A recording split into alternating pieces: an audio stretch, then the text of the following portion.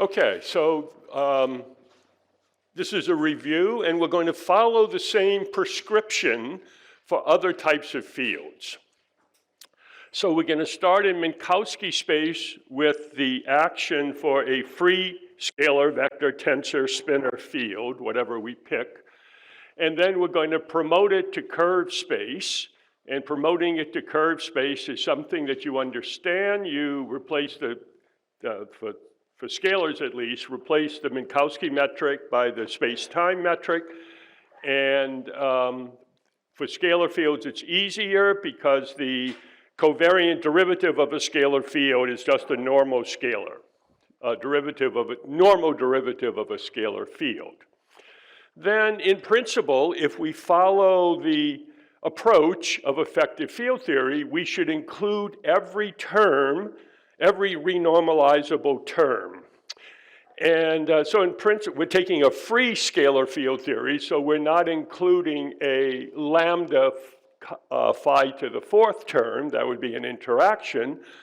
But in principle, we should include a term that's related, and it's not r squared, it's r, to the Ricci scalar. And there's a dimensionless coefficient c. Then, once we have it in curved space, we can just do it in FRW, using the FRW metric, and in conformal time.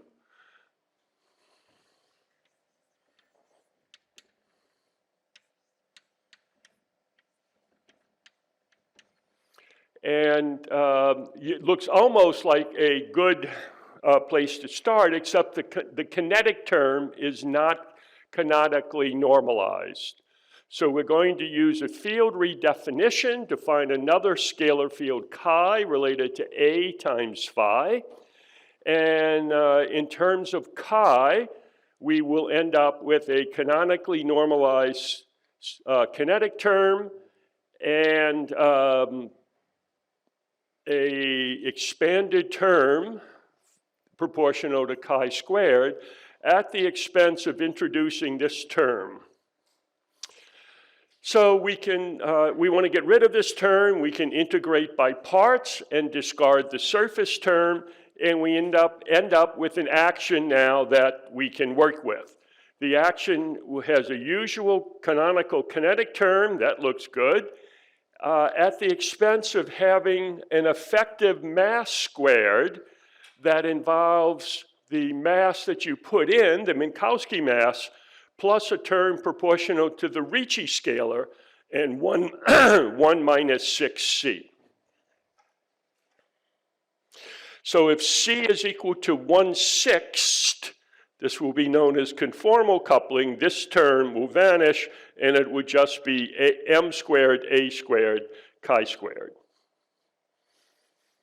All right, we're almost to where we ended up last time.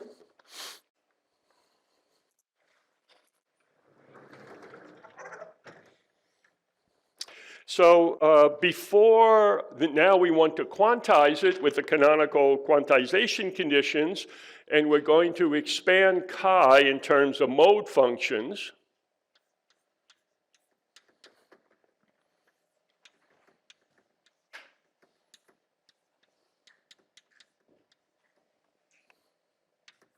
In terms of creation, annihilation, and creation operators, A sub k, and mode functions chi sub k of eta.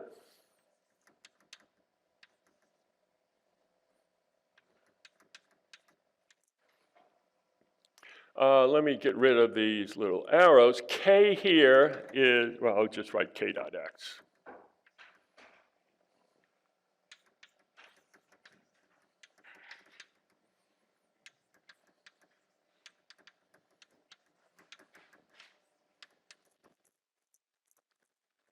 Good.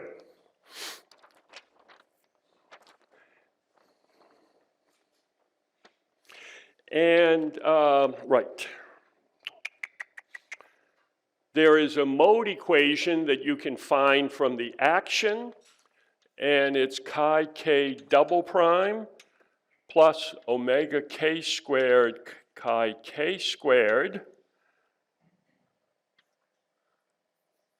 is equal to 0.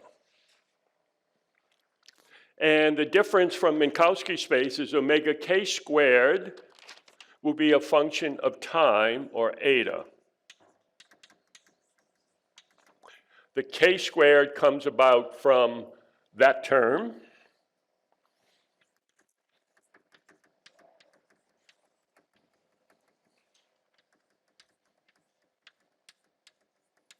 Good. Now, the difference between this and Minkowski space is that in general,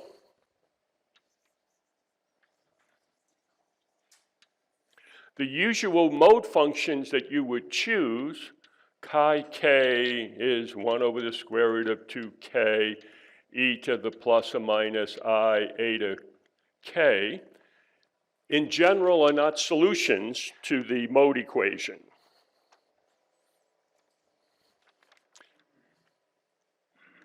But we can do some sort of WKB approximation and see what might work. We can take in general, well, when omega k is real and positive, we can write the solutions in general as ak of eta over the square root of 2 omega. It's a function of eta, e to the minus I phi over 2, plus beta k of eta over the square root of 2 omega, e to the plus I phi over 2. And phi, capital phi, this is a function of k, is defined as 2 times the integral over eta, omega of eta, evaluated at eta.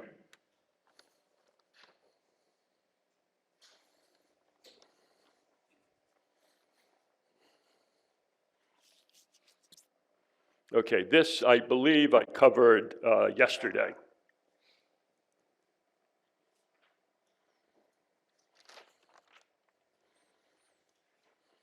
And then I said, suppose, so at,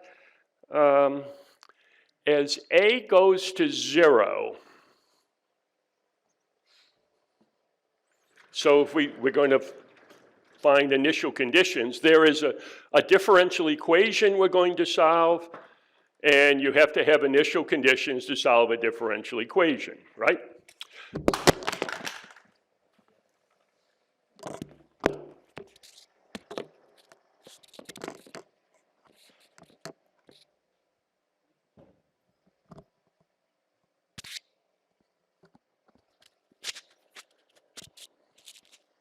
Still working? I'll try to break it later. So as k goes to 0, I'm sorry, as A goes to 0 at, so sort of initial time, right, omega k squared goes to k squared, or omega k goes to k.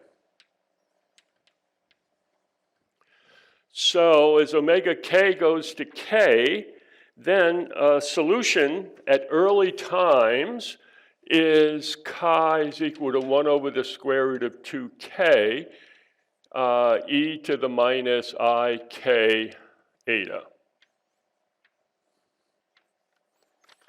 Well, plus or minus. And we will take for the initial conditions the positive energy solution, so it would be e to the minus I k eta.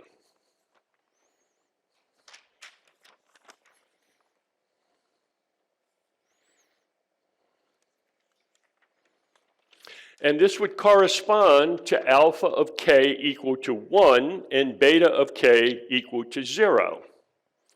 So is this a solution? Is chi k of eta, if we use this as a trial solution, 1 over the square root of 2 omega of k, omega of eta, e to the minus I phi k over 2. Assume this. Is this a solution to the mode equation? Well, it's not necessarily. So if you put this into the mode equation, crank through and take the derivatives, you will find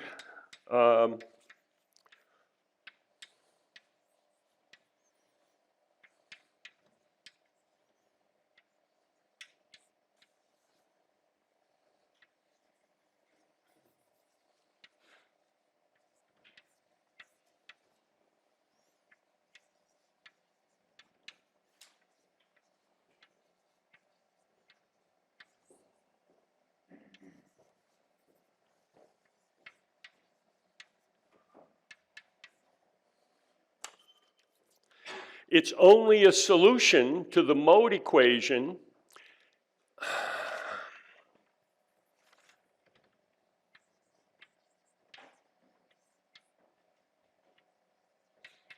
It's only a solution to the mode equation if these two terms vanish.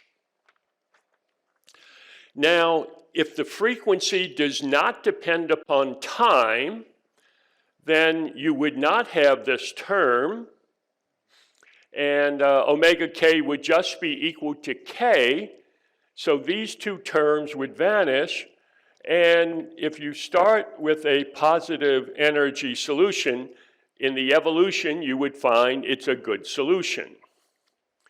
And it departs from being a solution.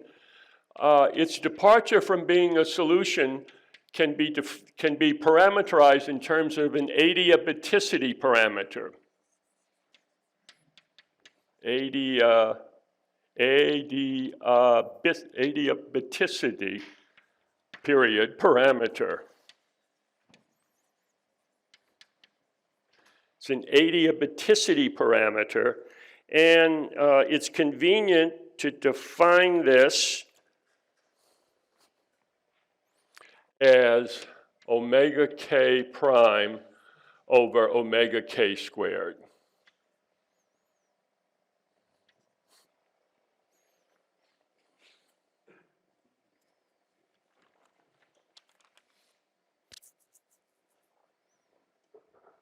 Okay, I think that's where I stopped last time. No, it's omega k prime over 2 omega k. So if this parameter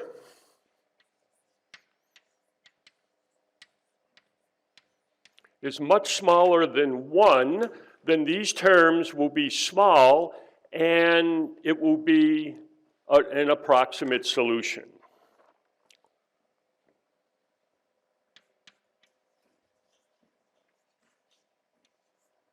The positive energy solution would be okay.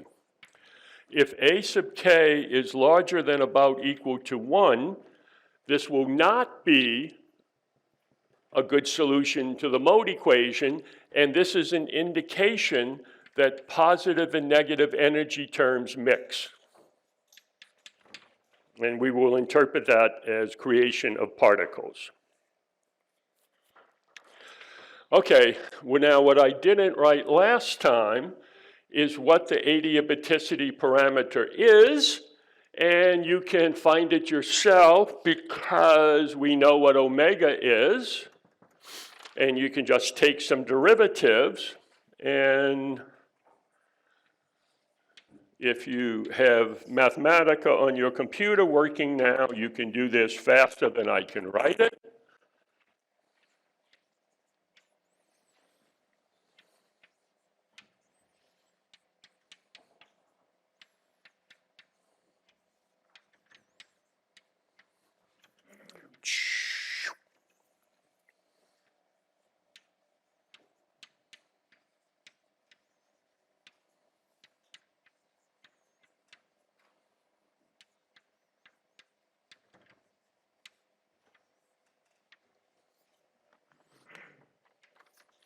So for the scalar field, that is the adiabaticity parameter. Now we can notice a couple of things about the adiabaticity parameter. First of all, if m is equal to 0, that term vanishes, and c equal to 1/6, this term vanishes, 1/6 minus c.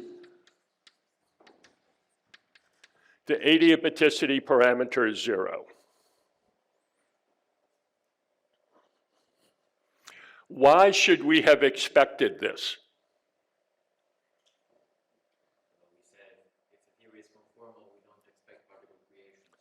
Right, right. The trace of the stress tensor have terms that are proportional to m, actually m squared, and terms proportional to 1/6 minus c. So if that condition is met, it's a conformally invariant theory. The scalar field theory in Minkowski space is unaffected by the rescaling of the metric, because the metric is conformally Minkowski. All right, so now ignoring, so even if this is not true,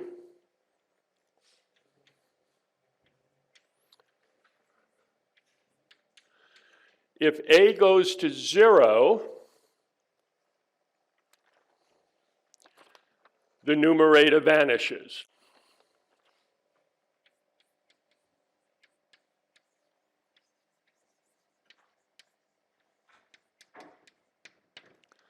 So,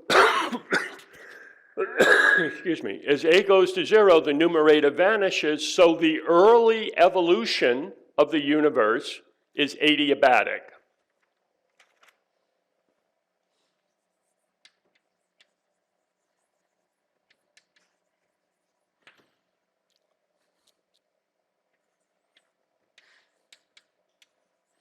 Now, as we look at this as it approaches Minkowski space, A goes to infinity and H goes to 0. Let's just put H goes to 0. Then this numerator will vanish again. The Ricci scalar and its derivative will vanish. H is proportional to 1 over a to the 3 halves. Right, so AK would go to H over M. So you see this is the denominator is going to be A cubed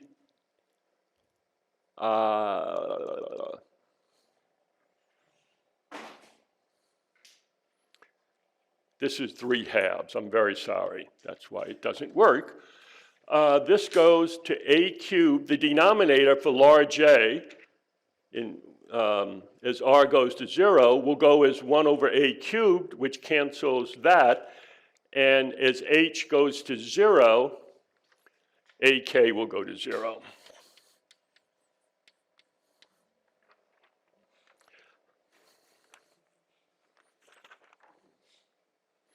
So the universe starts adiabatic and goes through a phase where it's non-adiabatic, mixing the positive and negative frequency modes, then settles down to an adiabatic phase. Yes? Could you please repeat it? The last thing you said, in particular, the thing I didn't understand is that if H going to 0 implies A going to infinity. Well, in, for instance, a radiation and matter-dominated universe,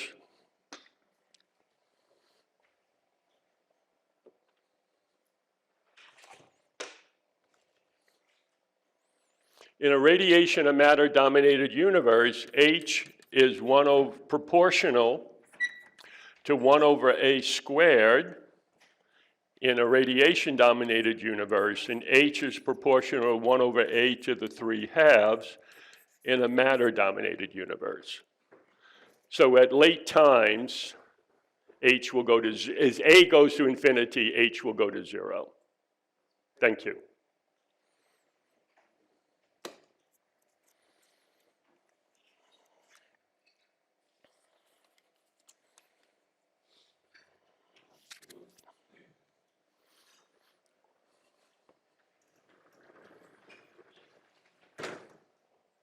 So as we start, let's see, one more thing I want to do, and then I'll show you some solutions. Yeah, well, there's a couple of more things I want to do. We can express beta squared in terms of the mode function and its derivative.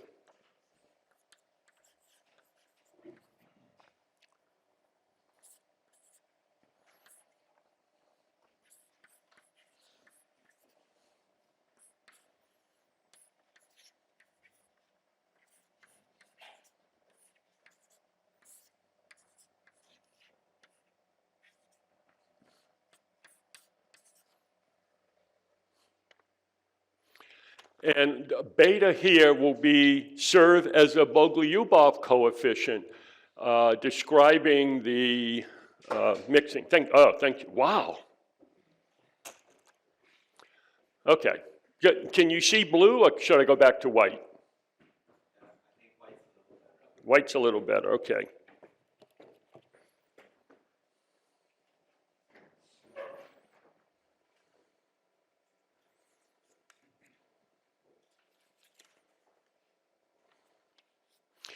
Okay, now we have the stress tensor, we have the Lagrangian, we have the action, we can calculate T00. And if we calculate T00 from the action, it's T00 is equal to rho, and this will imply 2a to the 4th rho is equal to chi prime squared, a kinetic term, plus grad phi squared, so that looks like a kinetic term, and it has a term that looks like a mass term, a squared plus.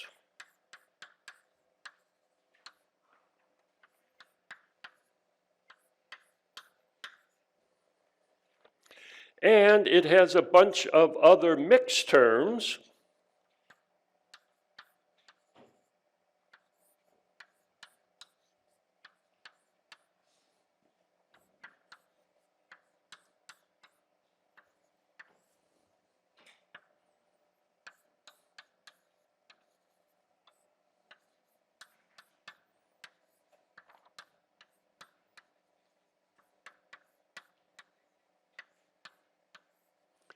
Now this is the field, it's not the mode function. And what I wanted to write here is the conformal time derivative. Now, can anybody anticipate in this classical field why I wrote this as chi prime plus chi prime chi? Because when it's promoted to a quantum field, these are going to be different. This is not going to commute. All right, now this is just the stress energy tensor.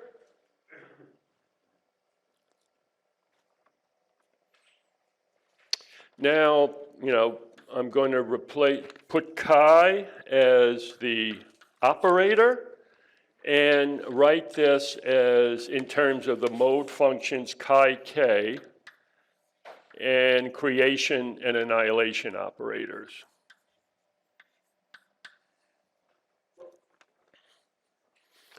So in general, all of these terms are bilinear in chi, so you will have two integrals, one over k prime, or q. So it's a long sort of tedious process, and just let me do one term, the simplest term, and then I'll just write the result for the other terms, and you're invited to do them at your leisure. I forgot, graduate students don't have leisure, I'm sorry.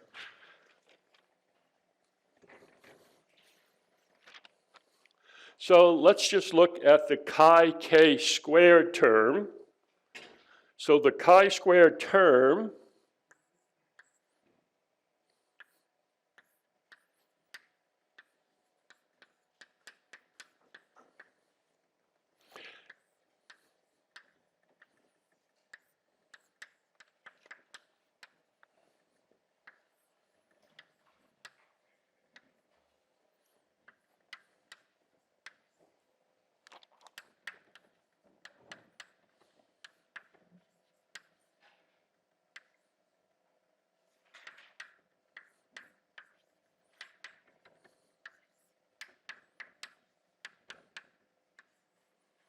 and times a similar term for q.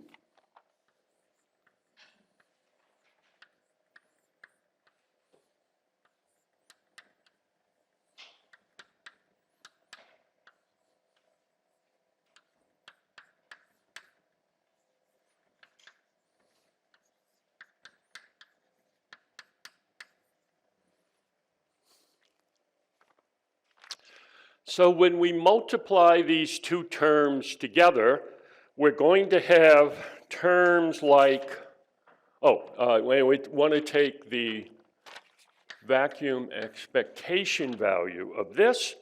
We're going to have terms like 0, AK, AQ.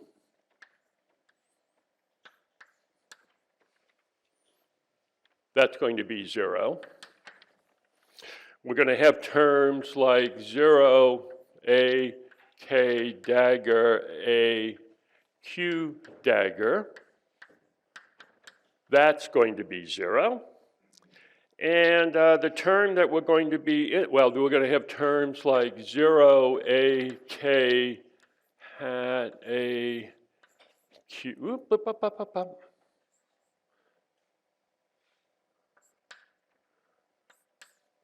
This will in general not be 0, and what am I missing?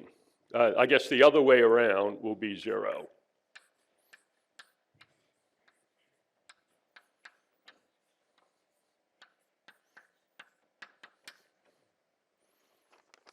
So this term will survive. So we will end up, we have to do one more thing. We have to normal order the expression. Right? So in quantum field theory, you were told in the 4th grade, always normal order, right? So this term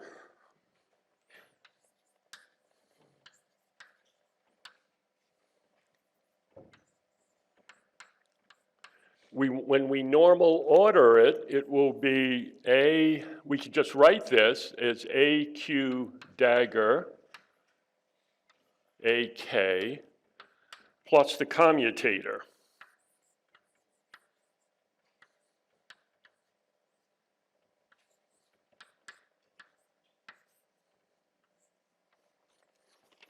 This term will vanish when we take the vacuum expectation value, and this term is just the delta function.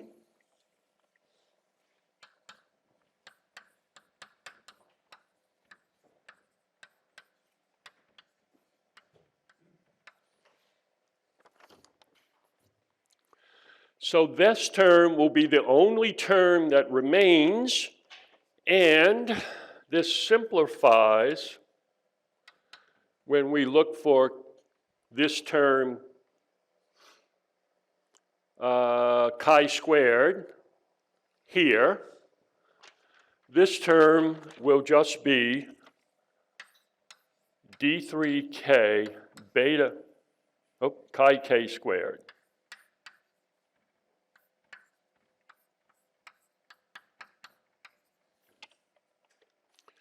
Now to finish all this, you have to do other terms here. you'll have the gradient term, and in the mode function, it's going to bring in a factor of k squared, and you're going to bring in derivatives of chi k, and then mixed terms of derivatives times the field, the mode function. So just let me write the expression if you go through and calculate all those terms.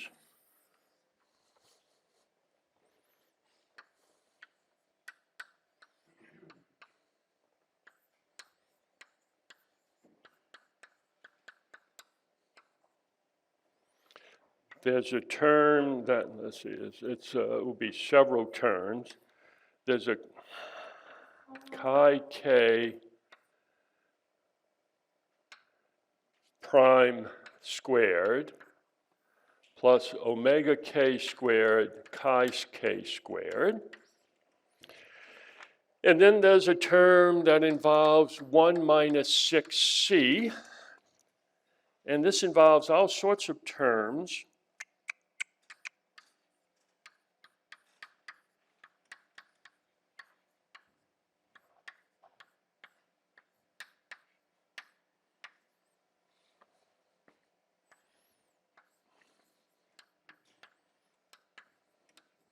And this is the real part of chi k star prime.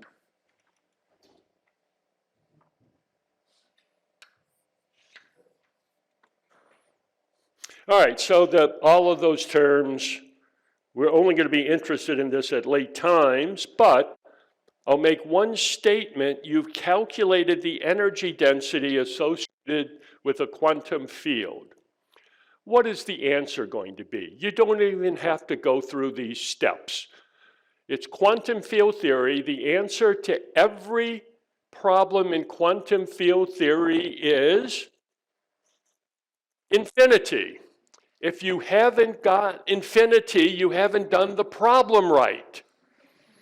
So we know this is going to be infinite. So what are we going to do? We're going to give up and go home? No, what we're going to do is to renormalize.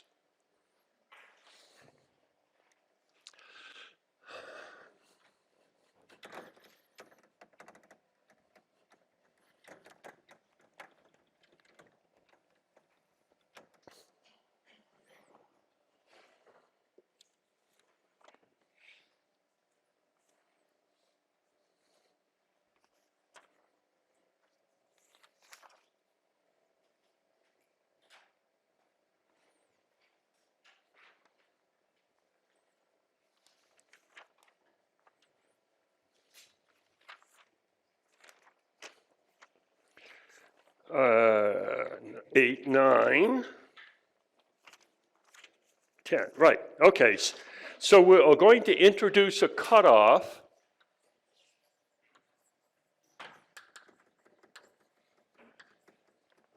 And we'll just call this lambda UV.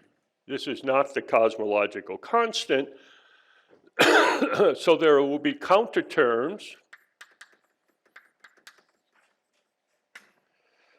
involving lambda UV to the 4th, h squared lambda UV squared, and a term that's h to the 4th log lambda UV. So we put these in, and we're going to renormalize, and the subtraction will be defined such that the expectation value of T00 renormalize is the Minkowski vacuum.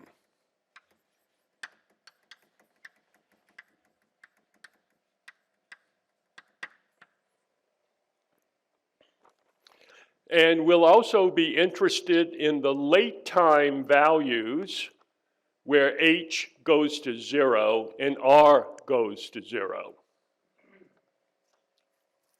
Right. So the resulting renormalized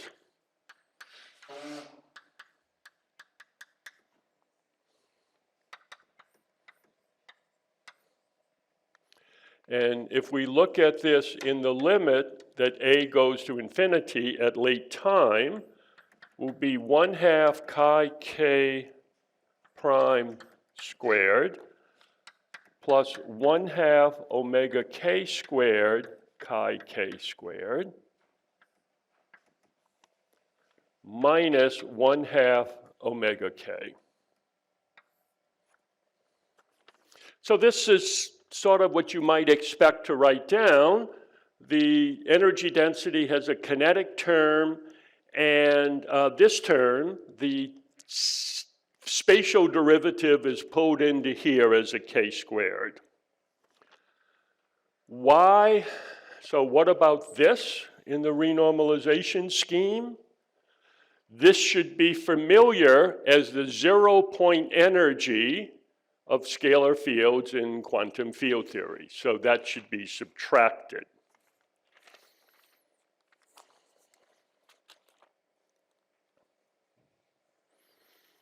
Now I will set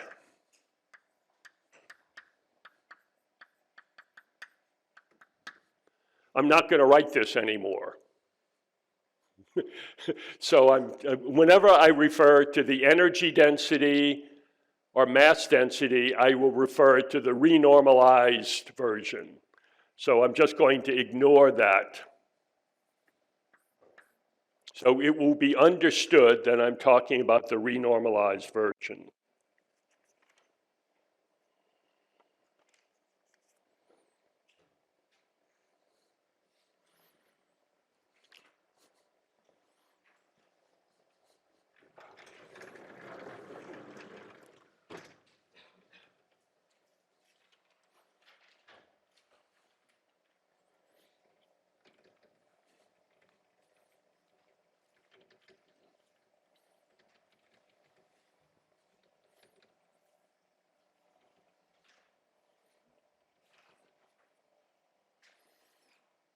Now we can also express this, the chi k prime and the chi k squared, in terms of beta.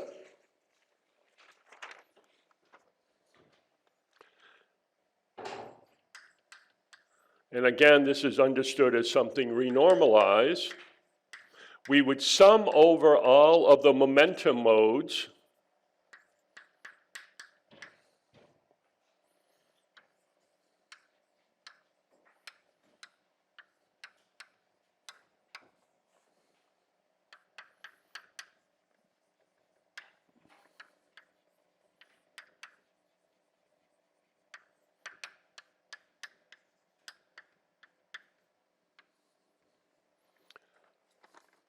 So a to the 4th row will just be this, plus terms, I'm sorry, what the hell am I doing?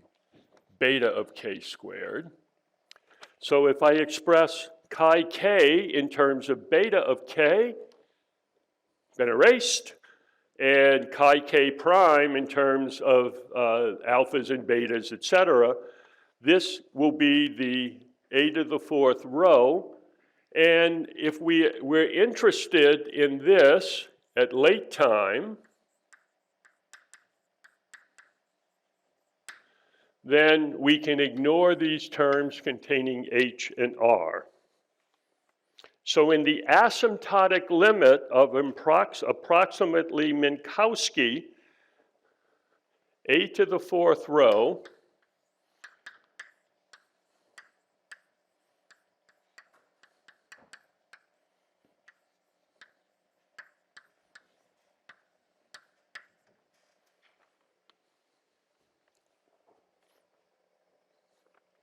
and this makes a great deal of sense because what we're doing is the energy density depends upon the Bogoliubov coefficient. We've created particles, and the Bogoliubov coefficient squared is related to the number of particles created times omega times the energy times the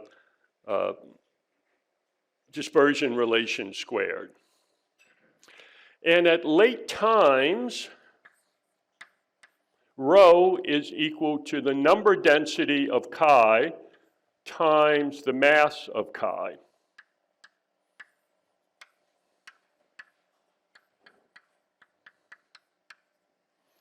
At late times, omega k squared goes to a squared m squared.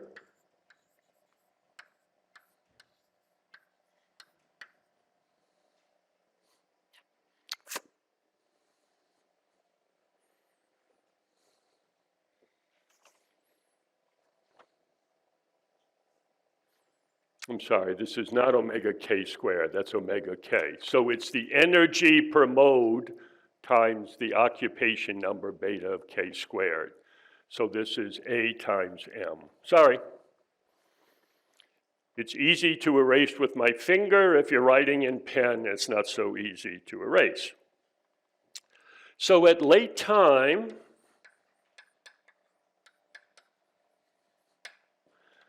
Na cubed,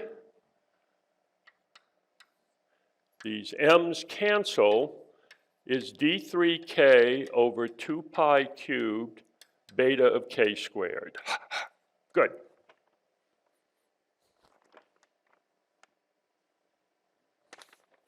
So Na cubed is the co-moving number density. It is constant in expansion. The number density decreases as a to the minus 3. Na cubed is the co-moving number density that's constant, and it's related to beta of k squared.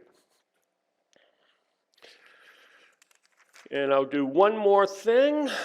I can write this as dk over k, 1 over 2 pi squared, k cubed beta of k squared.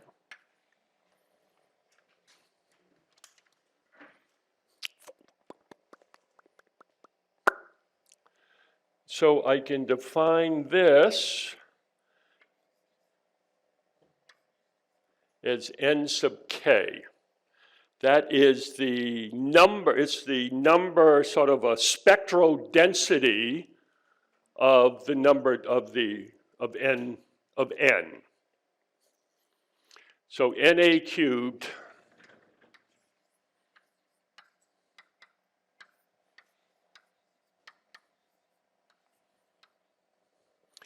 so per logarithmic interval, if I just look at some function of n of k, where this is peaked will be a good estimate of the number density. So we can only talk about particles, number density of particles in regions where it's adiabatic, where the expansion is adiabatic. At early times, the expansion is adiabatic. Deep in inflation, it's adiabatic. A sub k goes to 0.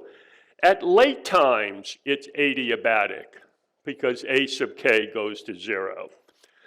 So when I talk about the creation of particles in the expanding universe, I can only sensibly talk about particles under certain conditions.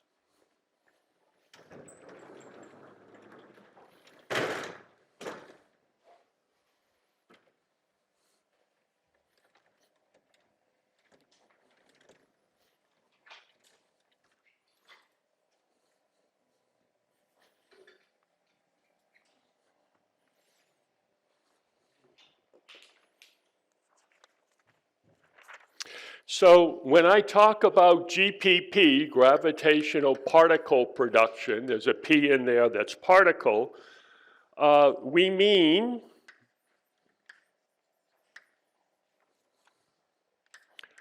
Na cubed, the co-moving number density, as A goes to infinity, approximately Minkowski space.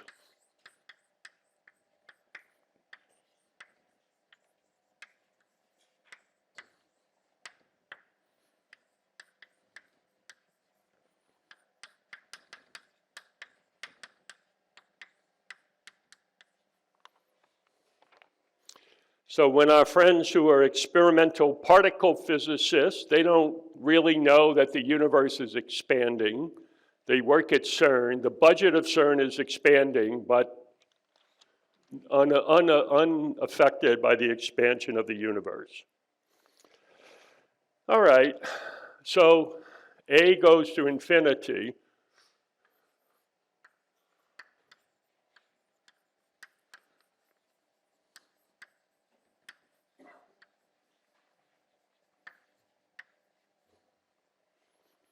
Yes. You mentioned that when H went to 0, we had no particle that was adiabatic. Mm-hmm. But we have H go to 0 when A goes to infinity? Will H go to 0 as A goes to infinity? Yeah, we're bad at technology, so Well, today, perhaps we are in a phase of the universe that's dominated by dark energy, and H is a constant. So if you go back and look at the adiabaticity parameter, which was erased a long time ago, you will find an expression that's H over M. So if the mass of the particle is much larger than H, it's approximately adiabatic. Okay. So I'm going to put this on a computer, integrate the mode function, and I, in principle, have to integrate it out to infinite conformal time, where A goes to infinity, but infinity is a rather large number. Everybody with me there? Infinity is a large number. But operationally,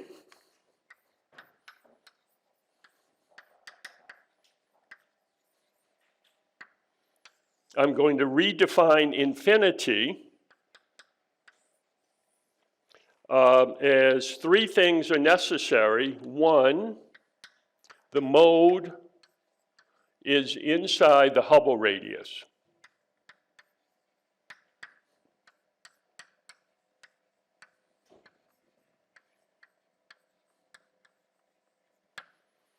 So there's a Hubble radius. Today it's 10 to the 28 centimeters, something like that. If you're thinking of the mode of a particle, which is a wavelength larger than the Hubble radius, it's hard to see that it's a particle. So if I want to have a particle detector to detect a mode with that wavelength, I'm going to have to wait a Hubble time. So this is the first thing that we're going to require, and that the mode is inside the Hubble radius will mean that the physical momentum of the mode is larger than h.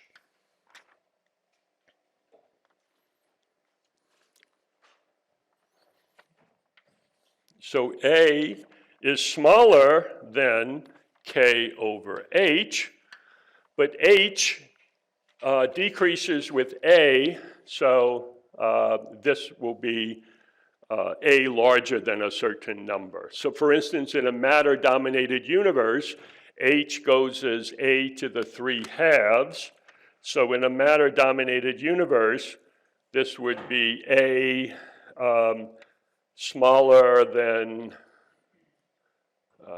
let me not do this on the fly. So let me just leave it like this. Then, if I'm going to define a particle, I'm going to say the mode is non-relativistic. Non-relativistic, because over here, I assume that the energy density is the number density times the mass. So the mode is non-relativistic. That's K over A is smaller than M. And finally, I'm going to require that the adiabaticity parameter is much smaller than 1.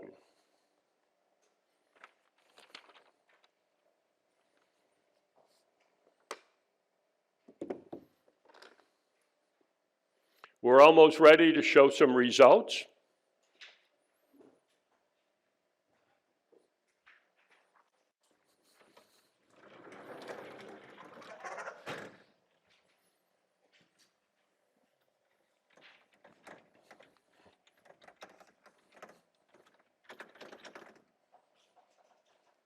So I think this is a good exercise to go to, even if you've taken quantum field theory, to actually apply it to something is, you can grasp it better.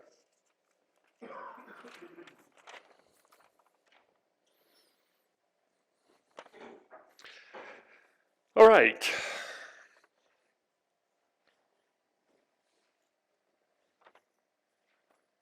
So we're going to solve the mode equation.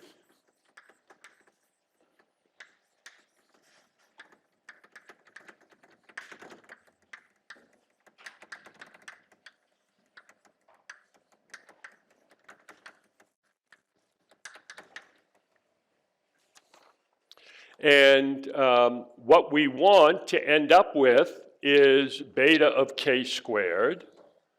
We know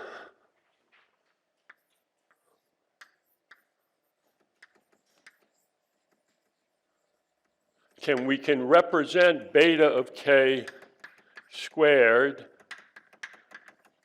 in terms of chi k squared and chi k prime squared.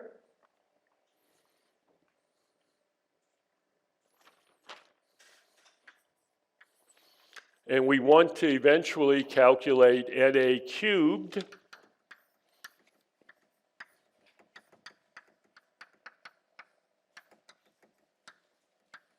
beta of k squared. Now, we could solve the differential equation for chi sub k, or we could construct the differential equations for alpha and beta separately. So chi sub k is complex. So if we're interested in chi k double prime, the mode equation, written many times, it's essentially two second-order differential equations for complex numbers. So it's four differential equations, right? We can also solve this for two differential equations for alpha and beta.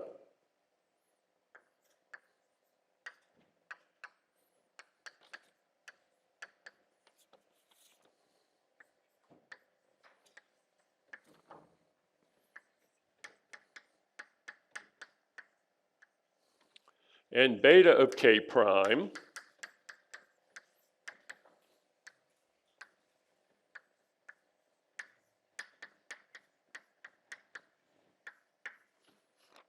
Rather than solve the mode equation, we could solve these two equations. These are complex numbers, so it's two first-order differential equations for complex numbers. It's still four differential equations to solve.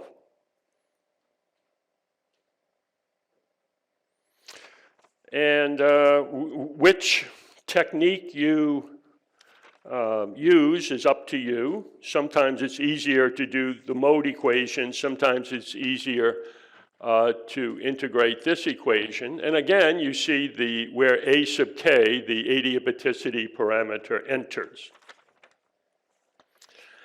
And the final thing I'll do before we break for coffee is to talk about initial conditions.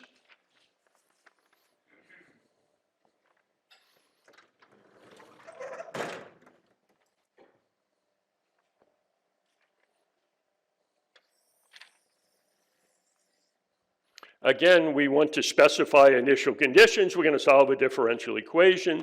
The initial conditions will be chi sub k as eta goes to minus infinity, the beginning of inflation, or equivalently as a goes to 0, is the positive energy condition.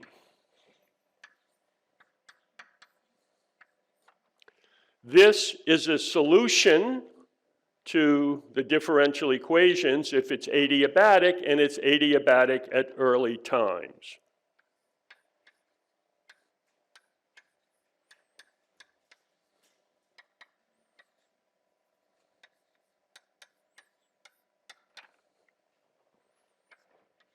Well, you can take the derivative as well as I can.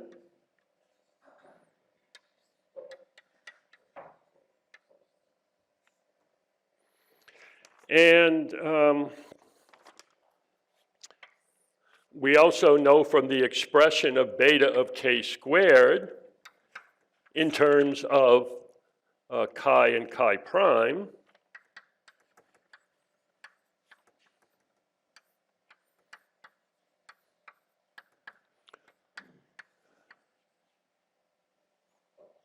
and again, this isn't squared.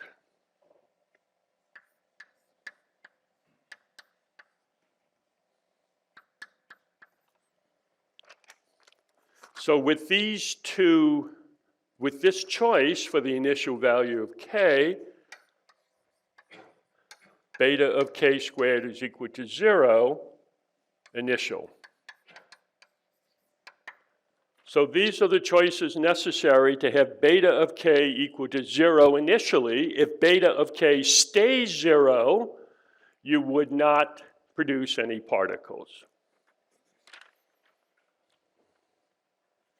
All right, we have a differential equation to solve. We have initial conditions. We know everything. And after coffee, I will roll up my sleeves and solve it.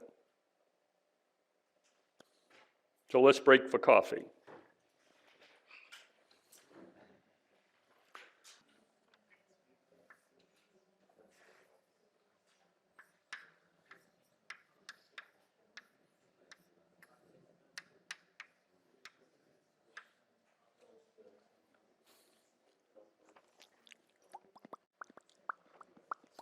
Okay, so we have our task at hand is to solve the mode equation with initial conditions chi k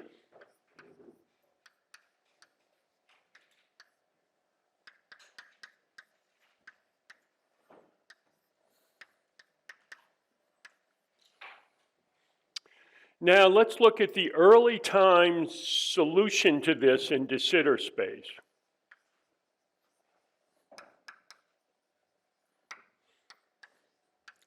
Now it will be actually quasi-de Sitter. H will be slowly changing during inflation, but let's imagine that H is constant during inflation. R is minus 12H. I'll write H sub E, because if it's constant during inflation, that's the value at the end of inflation. And during inflation, A is 1 over 1 minus eta. Remember, eta goes from minus infinity to 0 during the approximate de Sitter phase. All right, so we have a second order differential equation. Looks like a wave equation. It's linear. This is, I'll give you Rocky's theorem.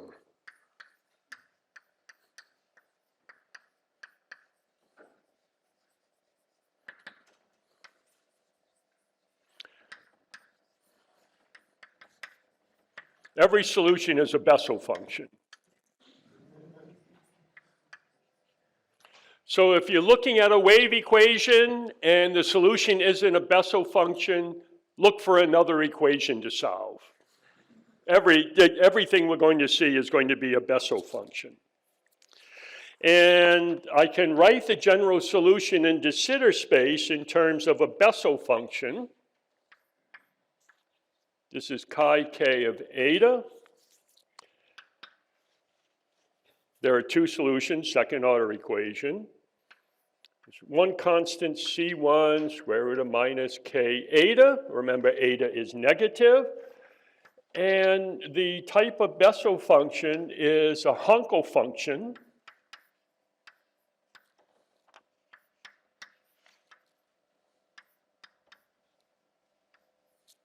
I guess this must be the square root also, although it's not written that way in my notes. And the Hankel function of the second kind. And these Hankel functions of the first and second kind are some kind of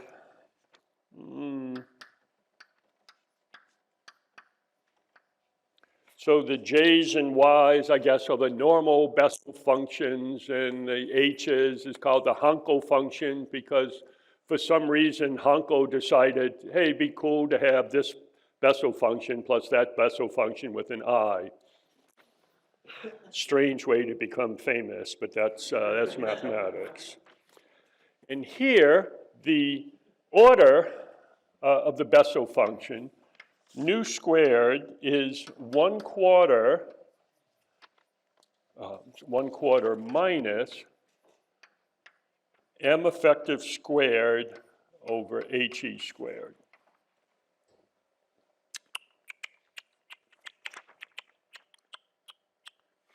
So if A has this form, then this is the solution.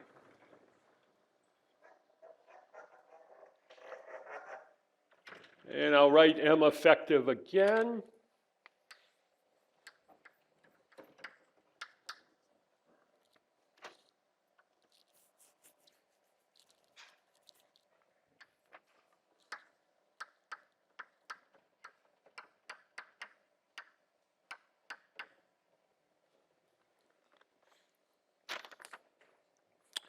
Now, if m effective is large enough, nu squared would be negative, and nu will be imaginary.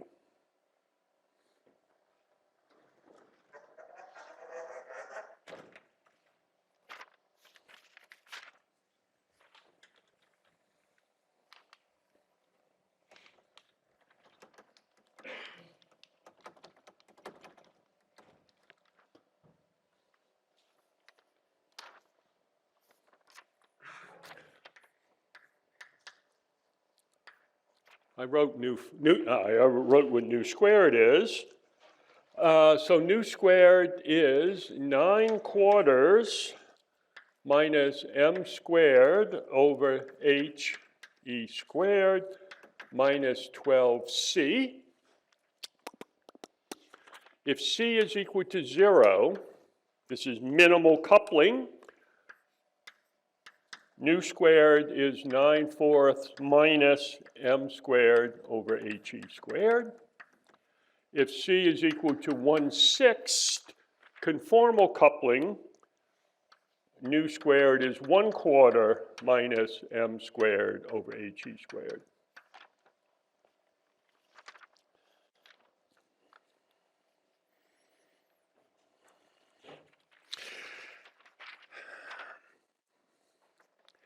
Now we want to, let's see, for the early time solution, an expansion of Hankel functions,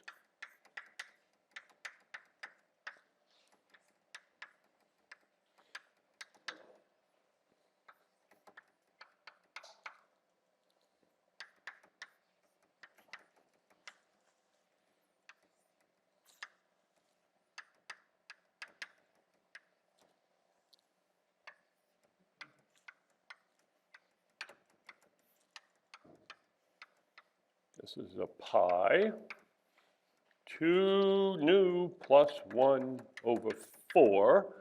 This is as eta goes to minus infinity. So to have the correct early time solution for the positive energy modes, we want to have C2 equal to 0, because we don't want e to the plus I k omega, we want e to the minus I k omega for the initial value. So I can write chi sub k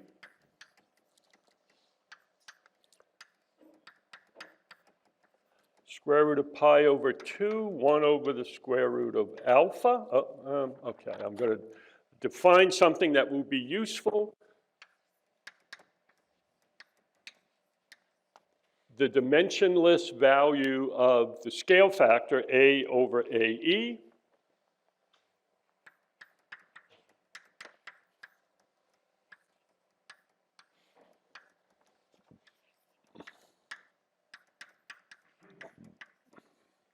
Since I'm only interested in the absolute value of chi k squared, I don't have to worry about this phase term, e to the plus or minus I pi over 4. And if nu is positive, I don't have to worry about this term because it's also just a phase factor.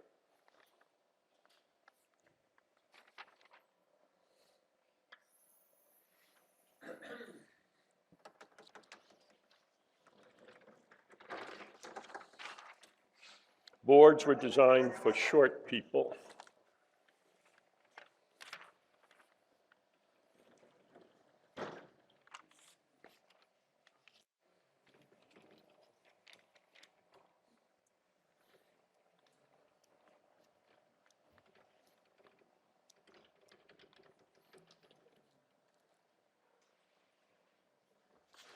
So let's look at two limits. One, let's look at nu squared positive. So nu is real. And let's look at it as alpha goes to 0, as a goes to 0.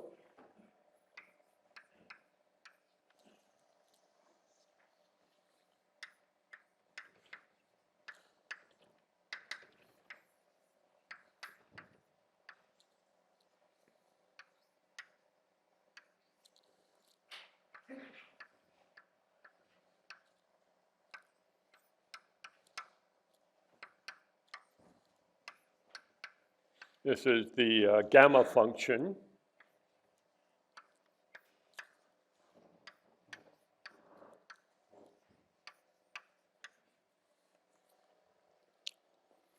And this will be a good solution for alpha smaller than 1, larger than k. So, in fact, I'm doing two expansions.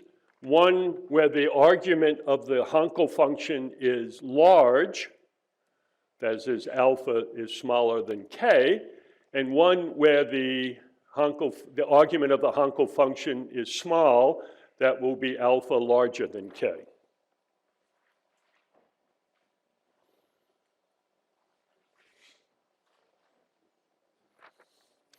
Now let's look at nu squared negative. Then nu is going to be, excuse me, a pure imaginary number. And if it's a pure imaginary number, then it's going to lead to this will no longer be a phase if nu is a pure imaginary number. So e to the I pi nu over 2 is going to, I can just write this as e to the minus pi times the absolute value of nu over 2. So if nu squared is negative, there's going to be an exponential suppression in the Hankel function. And nu for large m over h is going to be proportional to m squared over h squared. So this is going to lead to an approximate exponential suppression of e to the minus pi m over 2he.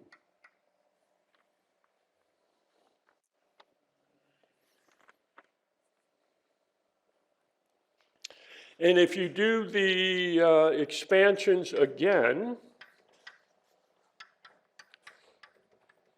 it's also 1 over 2k for alpha smaller than k, if you take the absolute value of k squared. For alpha larger than k, smaller than 1, this is 1 over 4 pi, 1 over alpha, gamma of nu squared, e to the minus pi times the absolute value of nu. So as m gets larger and larger and larger, this is going to be a larger and larger suppression.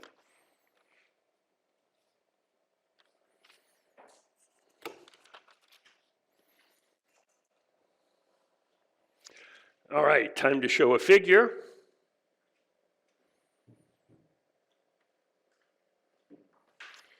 Share screen.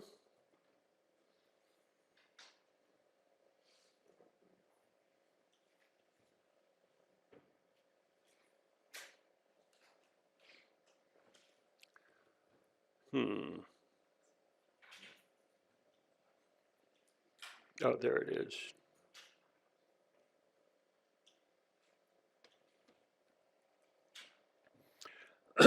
Now, conformal and minimal couplings will end up with very different results. If I just look at omega k squared, and I've written omega k squared several times on the boards, for minimal couplings, C equal to 0, the Ricci scalar enters, which is negative during inflation. So for minimal coupling, for C equal to 0, the omega k squared for either case goes to k squared. This is for k of 10 to the minus 2, goes to k squared for small a. And if it's minimally coupled, omega k squared will go negative. It will go to 0 at some point, and then be negative at some point in the evolution, and then go to 0 again, and then become positive. If it's a conformal coupling, omega k squared is always positive. Again, for small a, omega k squared goes as k squared. For large a, in either case, omega k squared goes to k squared m squared. K squared a squared.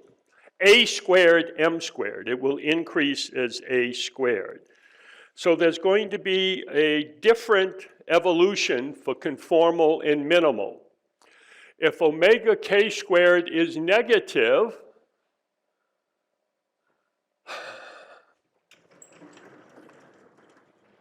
in the usual case of a wave equation, omega k squared is constant and positive, so you would have oscillatory solutions.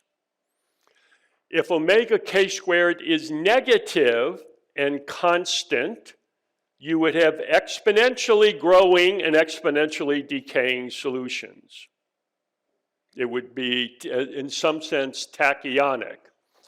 So R is negative during inflation, so this term, for sufficiently small mass and sufficiently small k, omega k squared will be negative. So you see the difference that's going to come up between conformal coupling and minimal coupling.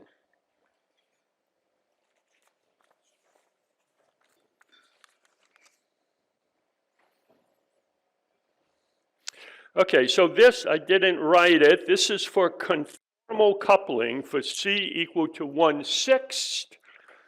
In the top panel is omega k squared. Again, minus, it goes to k squared for small a, and it goes to a squared m squared for large a.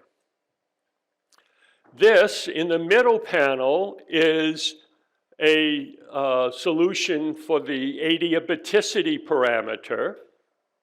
This is assuming the quadratic inflation model. And you see it starts adiabatic, as we expect. As a goes to 0, we expect the adiabaticity parameter vanish. As a gets large, the adiabaticity parameter will go to 0 again. And the adiabaticity parameter will become comparable to 1 around the end of inflation. And this is the solution to the mode equation for C equal to 1/6 for conformally coupled scalars. So here it's adiabatic. Over here it approaches adiabatic. We can talk about particles here, how many particles are in the vacuum, etc. We can talk about particles here, how many particles are in the vacuum. The conception of a particle is ambiguous in this intermediate phase. And this is, I don't know whether you, can you read this from the back? How good are your eyes? This is n sub k. N sub k is k cubed times beta of k squared. So you start out with no particles here, and you end up with particles here.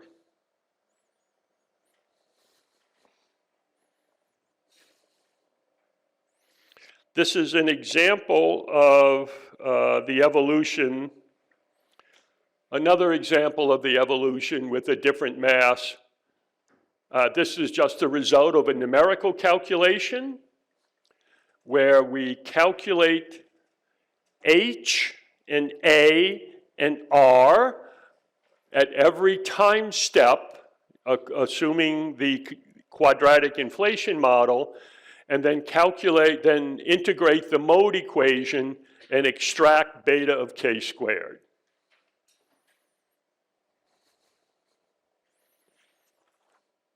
Isn't that about the prettiest figure you've ever seen? I just love calculating that. So this is for one value of k. You do this for every value of k, and then you can calculate NA cubed.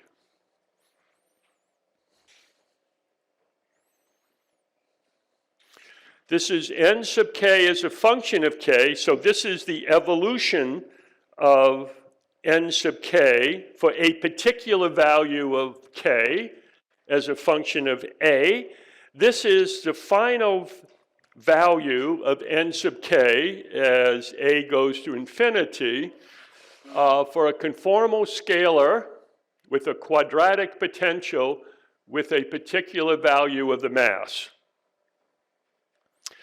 And this grows, first of all, this is the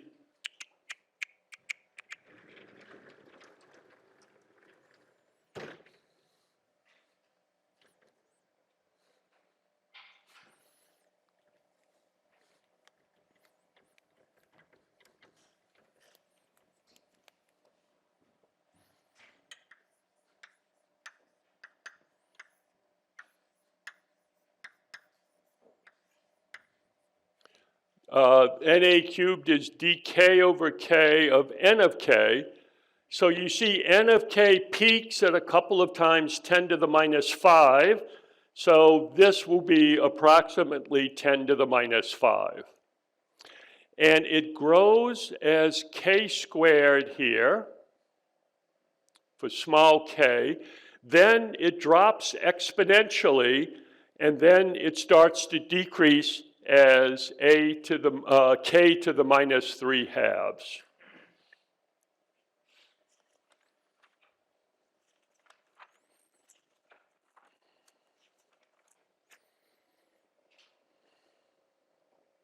This is another example of the solution. Again, a conformal scalar in a quadratic potential. This has a mass of 1.5 times h at the end of inflation. And h at the end of inflation is about m phi over 2.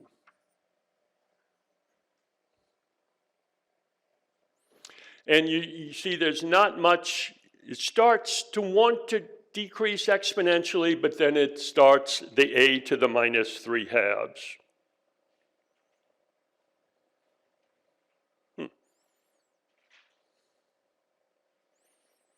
According to my notes. So let me show you something that I may have time to talk about later. Something you can really maybe see if you stand close is that there seems to be oscillations here. And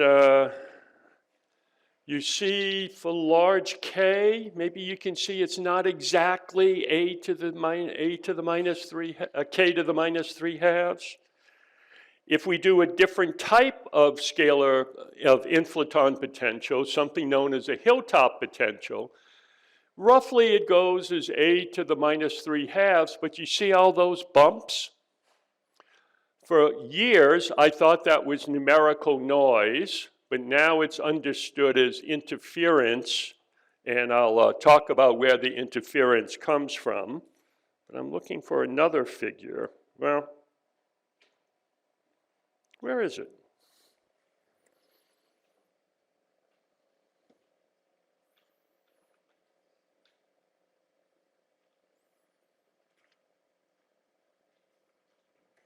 Oh well. I thought I had another figure to show you that you would say, boy, that's really cool. So for conformal coupling, we solve the mode equation for each value of k, and then do this integral and find the final co-moving number density.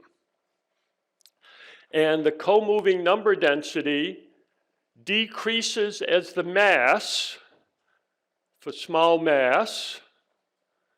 Why? So that as the mass goes to zero, the co-moving number density will go to zero for conformal coupling because it's conformally invariant. So the final number density has to go to zero as the mass goes to zero. So it grows with the mass until the mass is approximately equal to h at the end of inflation, and then it starts to exponentially decrease, and then it decreases as some large power law.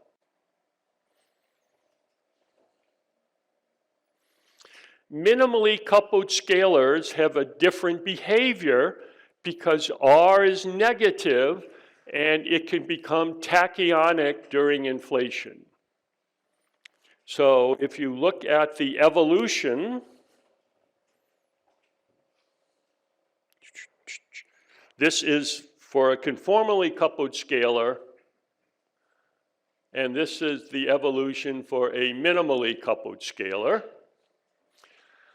This looks like beta of k squared goes negative. Absolute value of something doesn't go negative, but again, it only makes sense in the far distant future.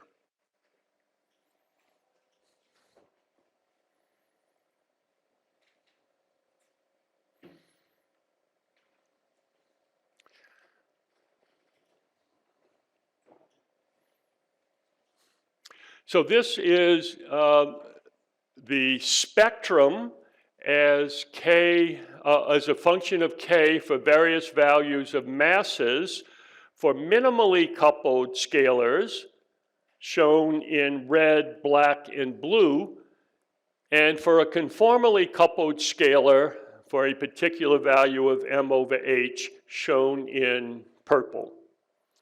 So for minimally coupled scalar, for conformally coupled scalars, we know that the mass has to go to, the number density has to go to zero as the mass goes to zero.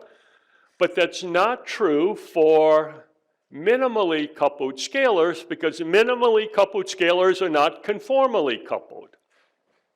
So even as the mass goes to zero, you would produce particles because of the non-conformal term, because it's not conformally coupled.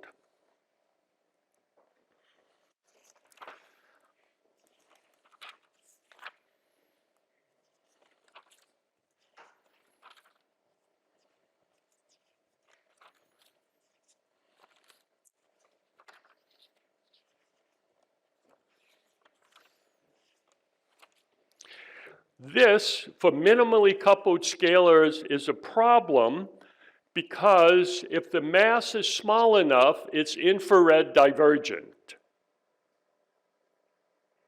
And as k goes to zero, you're going to, the spectrum does not decrease, does not go to zero, and this leads to something that's known as isocurvature perturbations.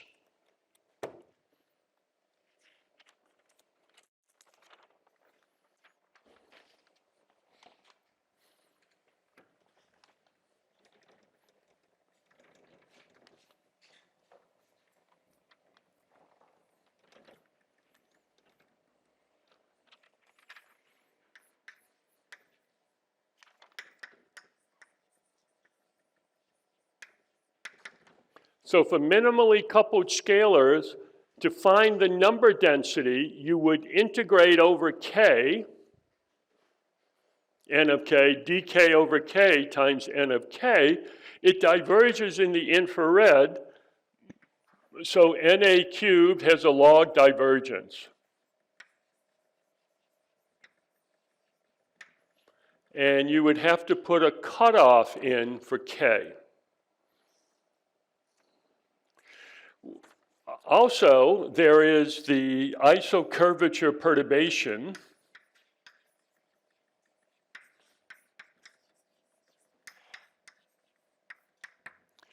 If this would be stable and be the dark matter today, then there are two sources of density fluctuations.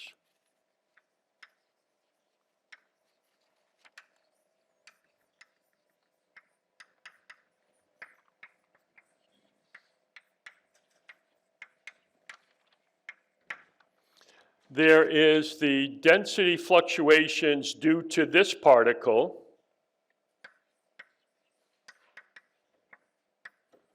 due to chi, due to the scalar, and also density fluctuations due to fluctuations in the inflaton.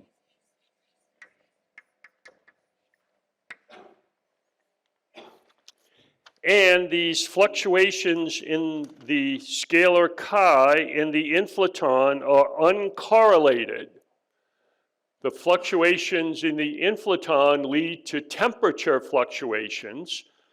So if this would be a contribution to the dark matter, the fluctuations in the dark matter would be uncorrelated with the density fluctuations in the inflaton, and that would show up modifying the temperature anisotropies deduced by Planck and WMAP, the temperature anisotropies in the CMB. So light, stable, light being the mass over h smaller than 1, light minimally coupled scalars that are stable are not allowed. Now, the final thing I would like to do, and then we'll leave scalars behind,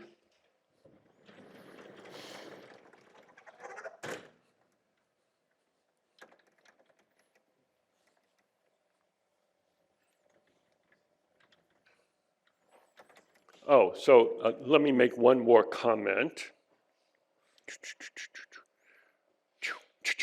For large mass, we see something that's an exponential decrease, and this exponential decrease is due to the fact that nu would be, the index of the Hankel function would be imaginary.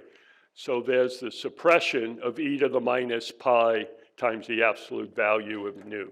Should have mentioned that.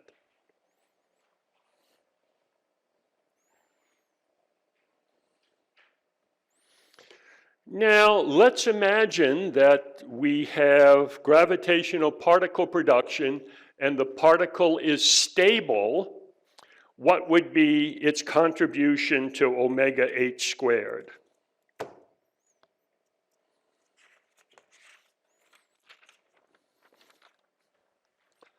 So the dark matter contribution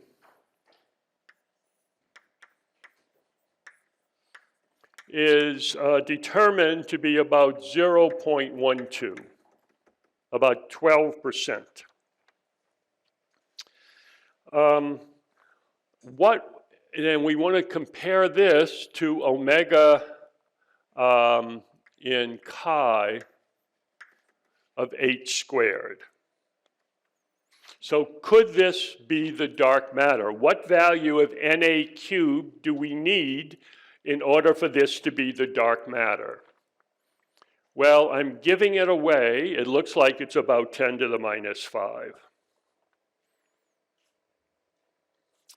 So rho sub chi is the mass of the chi times Na cubed, times the mass, times the number density of chi today.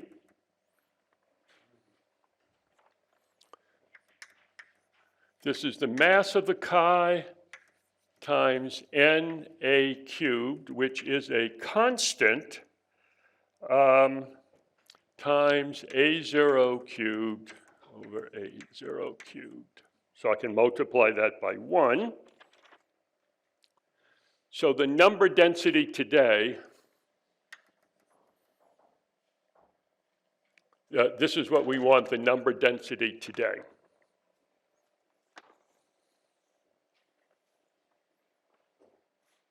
Okay, let me back up a bit, and maybe it won't be so confusing, because I could just confuse myself. So it's the mass of the chi times the number density today, and I can write this as mass of the chi times Na cubed, which is constant,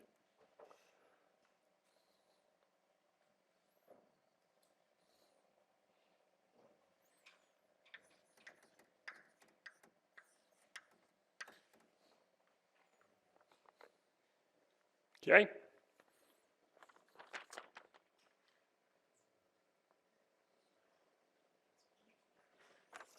Now the critical density is 3h0 squared times the m Planck squared. I'm sorry, I don't understand the first equation.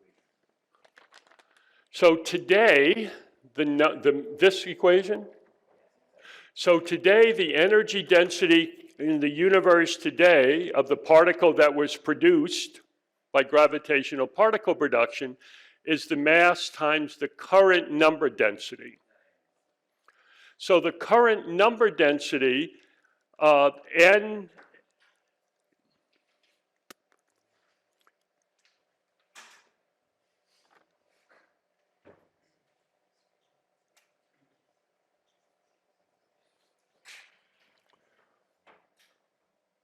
I guess I don't want this.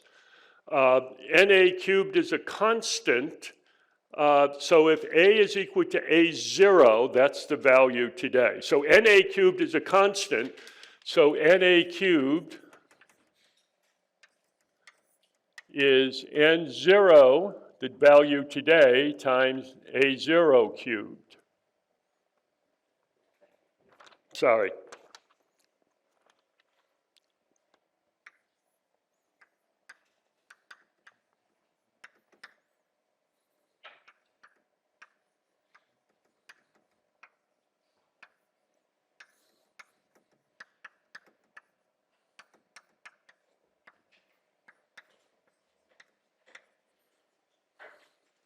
Okay, so omega of chi is just going to be rho chi over the critical density, and now I'm going to set factors like 3 equal to 1, things like that. So what is A0 cubed? How can we relate this to anything? So A0, T0, conservation of entropy. The entropy density times A cubed is equal to a constant.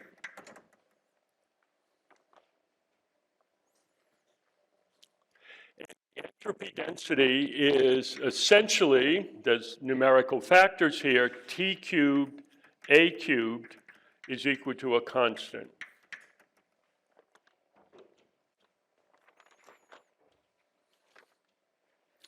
So I can write A0 cubed as A reheat cubed times T reheat cubed over T0 cubed, where T0 is anything with a 0 is the present value, the present temperature of the universe. And again, there are numerical factors, G stars and things like that that enter, but I'm going to put those in at the end.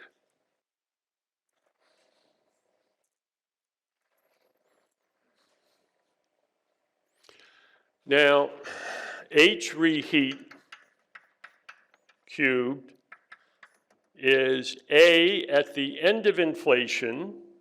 Oh, let me back up. Okay, so how can we relate T reheat cubed? H reheat cubed is AE over A reheat cubed times HE cubed. So the expansion rate in the matter-dominated phase before the inflaton decays decreases as A cubed.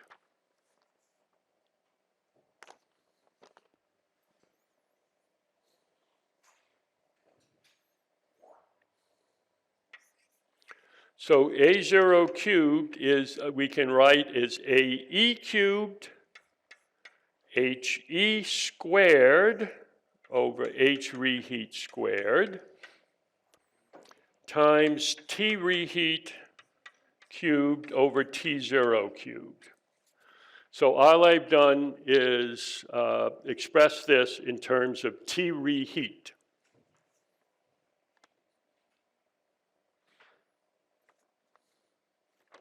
Because H reheat squared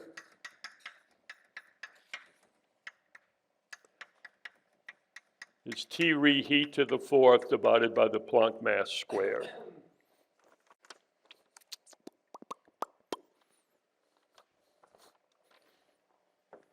So I'm almost done with this. You'll be happy to know.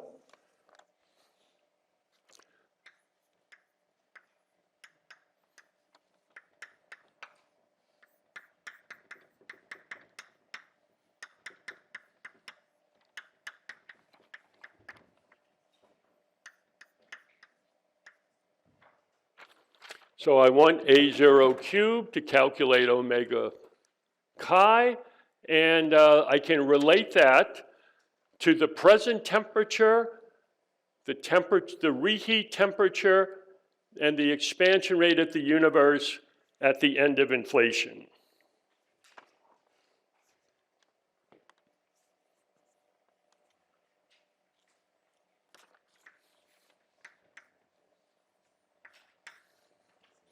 So omega chi is the mass of the chi, 1 over the Planck mass squared, 1 over H0 squared, T reheat HE over M Planck squared, T0 cubed, NA cubed. You know, if I say the name Bjorkane, has anybody heard of Bjorkane? Bjorkane and Drell, famous.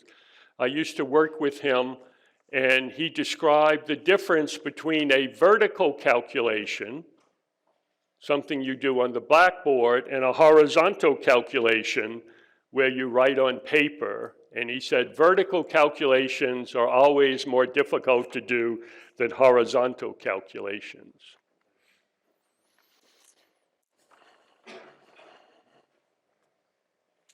So we know in terms of the mass will enter, the Planck mass we know, the Hubble expansion rate we know, reheat's going to enter, H sub E is going to enter, the Planck mass we know, the temperature we know.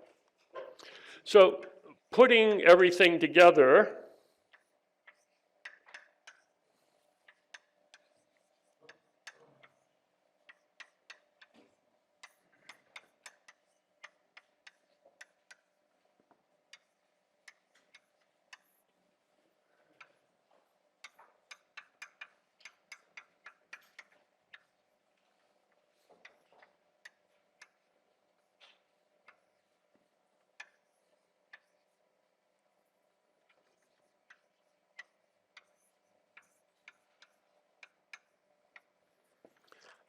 so the contribution of omega to the present densities can depend upon the ratio of the mass to the expansion rate of the universe at the end of inflation, times the expansion rate of the universe at the end of inflation, scaled to 10 to the 12 GeV, times the reheat temperature scaled to 10 to the 9 GeV. So you see that NA cubed of 10 to the minus 5 or so would be a good value in order to have omega h squared equal to 1. So that's why 10 to the minus 5 is indicated on that figure. Now, so 10 to the minus 5 is a value you might want. It depends upon the reheat temperature and the expansion rate of the universe at the end of inflation. But if that's true, where is it 10 to the minus 5? It's around the mass comparable to the expansion rate of the universe at the end of inflation, which is approximately the mass of the inflaton. There is something known as the WIMP miracle. Have people heard of the WIMP miracle? Personally, I don't think scientists should talk about miracles.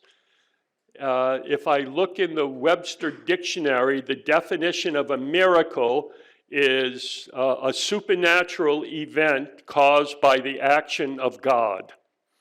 So, you know, scientists shouldn't talk about supernatural events caused by God. The WIMP miracle is that if you would calculate the dark matter energy density today to be the critical density, to be caused by a WIMP, a cold thermal relic of freeze-out, it turns out to be a mass comparable to the weak scale. It could have been anything, but it turns out to be a known scale, the weak scale. And people say, oh my God, this is a miracle. So this is the Wimpzilla miracle, that the mass you would need for the WIMP, it's a Wimpzilla because it's a very massive WIMP. Wimpzilla, Zilla, Godzilla, Wimpzilla, is comparable to the inflaton mass. So maybe the mass of the inflaton signifies a new mass scale in nature, and generally when we encounter a new mass scale in nature, there are many particles of that mass, and perhaps one of them is stable, and that would be naturally produced by a conformally coupled, if it is a conformally coupled scalar. If it's a minimally coupled scalar, it's not so easy to do. You would need the mass, you would have to sort of fine-tune the mass to worry about isocurvature perturbations, not have it infrared divergent. So this is a possibility for dark matter, a Wimpzilla, a scalar field that's conformally coupled that has a mass equal to the mass of the inflaton. Everybody's convinced, everybody loves Wimpzillas now, right? Okay. So, I will be around after lunch for the discussion today, and I'm finished with scalars, and tomorrow I will talk, what do I talk about tomorrow? Spin 1/2, so I'll do Dirac fields, and Dirac fields are going to be much easier to do because a lot of the concepts and things we've done for scalars. Then tomorrow I will also do spin 3/2, Rarita-Schwinger fields, and that's going to be a little bit more complicated, but some interesting things will come up. Yes?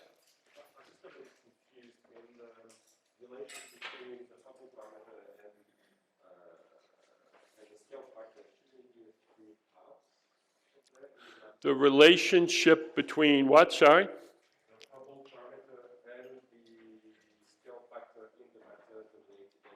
This one?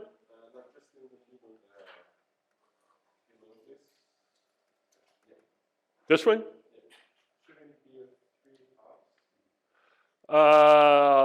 Probably, yes.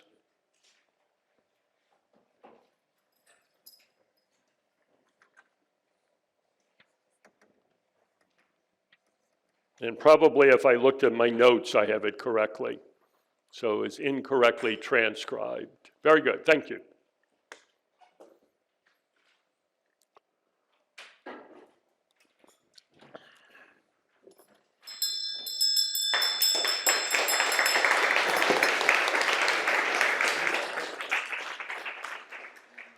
Before we go for lunch, I have